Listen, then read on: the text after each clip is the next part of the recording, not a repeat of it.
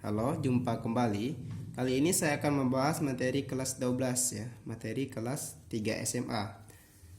Itu kelanjutan dari materi sifat koligatif larutan, yaitu tentang penurunan tekanan uap. Jadi, menurut Francois Mary Raoul, si Raoul ini si Raoul ya, si Raoul mengatakan ataupun menemukan bahwa tekanan uap suatu komponen tergantung pada fraksi mol komponen tersebut dalam larutan. Jadi masih ingat rumus fraksi mol ya.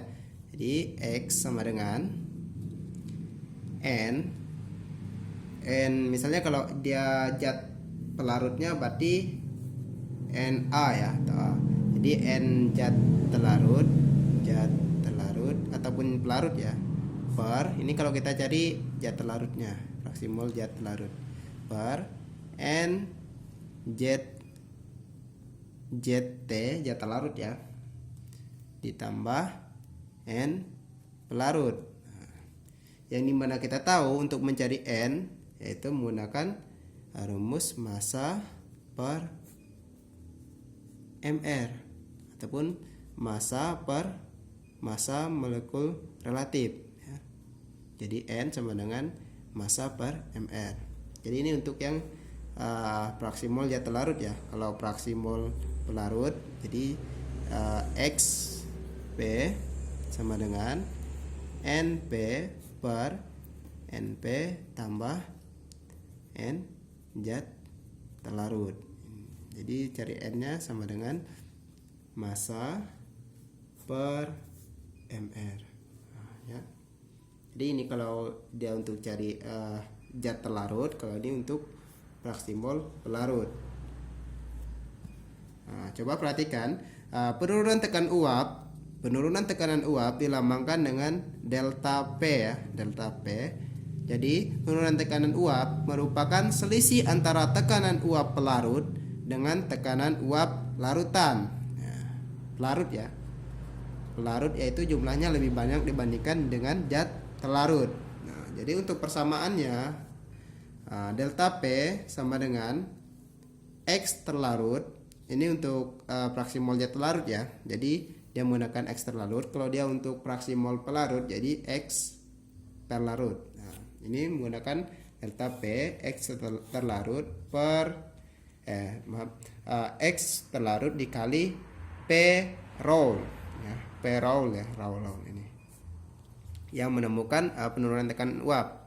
Jadi keterangannya delta P merupakan penurunan tekanan uap dilambangkan dengan mmHg. Kemudian X itu fraksi mol ya. Nah, kemudian P Raoul tadi ini kayak lambang ada derajatnya. Jadi P Raoul ini tekanan uap murni yaitu mmHg ya. Di sini saya punya contoh dari penurunan tekanan uap. Nah, jadi karena penurunan tekanan uap ini tergantung pada fraksi mol ya, tergantung pada fraksi mol komponen tersebut dalam larutan. Nah, coba perhatikan, ini contohnya.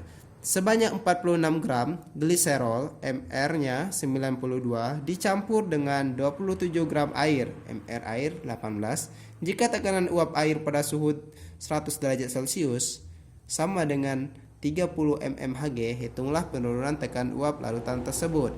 Nah, coba kita perhatikan. Jika tekanan uap air, jadi tekanan uap air ya. Jadi air itu merupakan zat pelarut sama dengan 30 mmHg.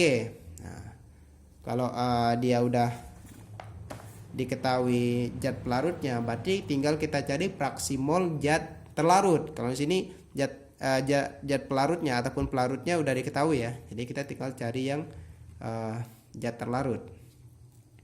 Jadi rumusnya untuk mencari penurunan tekanan uap,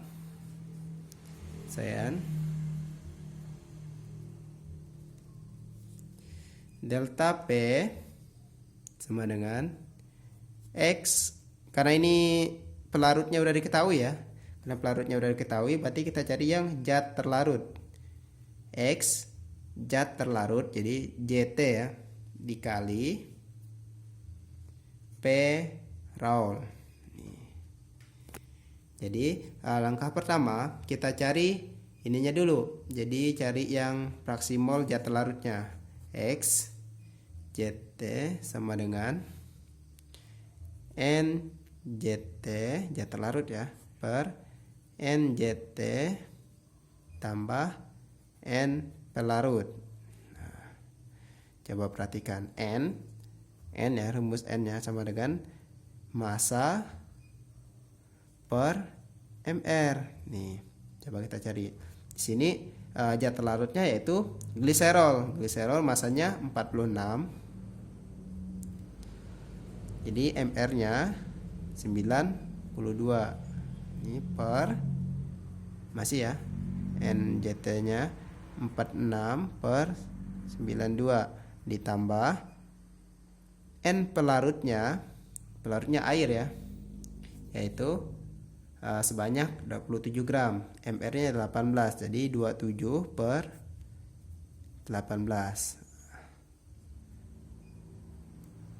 Jadi ini tinggal kita pindahkan ya biar enggak susah ini. Jadi 46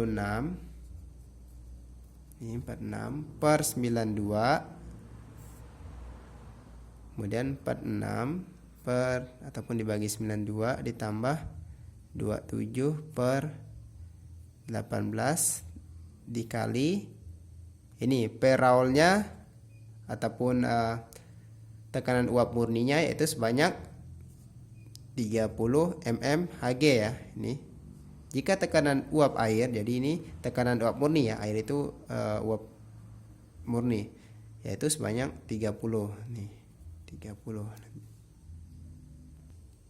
Nah, ini sama dengan 46 dibagi 92 sama dengan 0,5 ya, 0,5 per ini juga 0,5 tambah 27 dibagi 18 sama dengan 1,5, kemudian kali 30. Jadi ini 0,5 tambah 1,5 sama dengan 2 kali 30. Jadi hasilnya 0,5 bagi 2 ini 0,5 kali 3 bagi 20 sama dengan 7,5 mmHg. Ini jawaban untuk soal ini ya.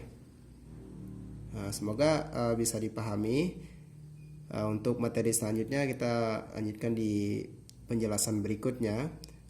Kurang lebihnya saya minta maaf dan terima kasih.